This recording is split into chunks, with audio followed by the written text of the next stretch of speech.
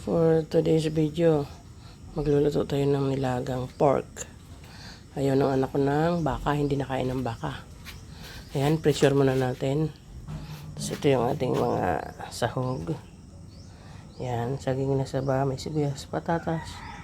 Ito ay bagyo mais, yan lang. Yan lang ang ating sahog. Para may gulay naman, masyadong maarte. Puro na lang baboy, walang gulay. Lalagyan naman natin ng gulay. Ayan. Ayan na. Naka 20 minutes na siya, kaya pwede na natin patayin. Ayan. Patayin na natin.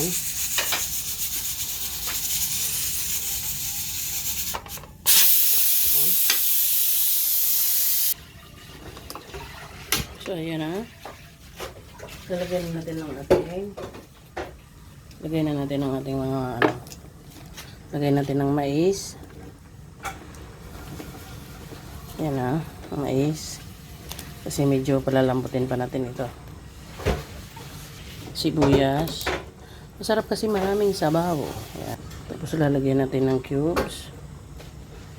Sabay takpan natin ng 20 minutes. Okay, 10 minutes para yung mais maluto. Lalagay na natin ang ating patatas. Ayan. Tingnan niyo, mukhang luto na siya. Lagay natin yung patatas. Ayan. Ayan.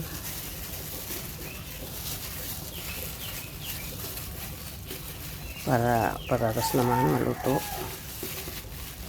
Ayan. Wala na. Wala na. Ito na lang natitira. Ito meron pa. Isa. Ayan.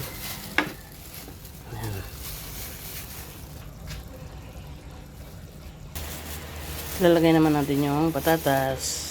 Ay, hindi pala. Ito palang saging. Saging naman. Ayan. Ayan na. Ilalagay na natin ang pechay bagyo. Ayan.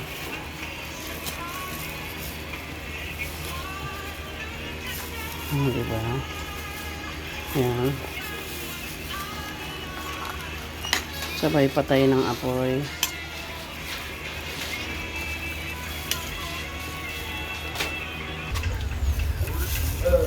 Ito.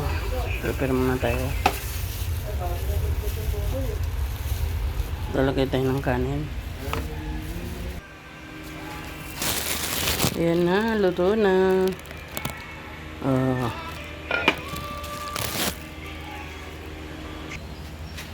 Ito na mga kakuking, luto na yung ating nilagang baboy. Yan, may sahog. Baon ng anak ko yan. Ito yung kanyang baon, prepare ko na. Yan na. Ito, Diyos ko. Tapos kukuha tayo ng prutas naman.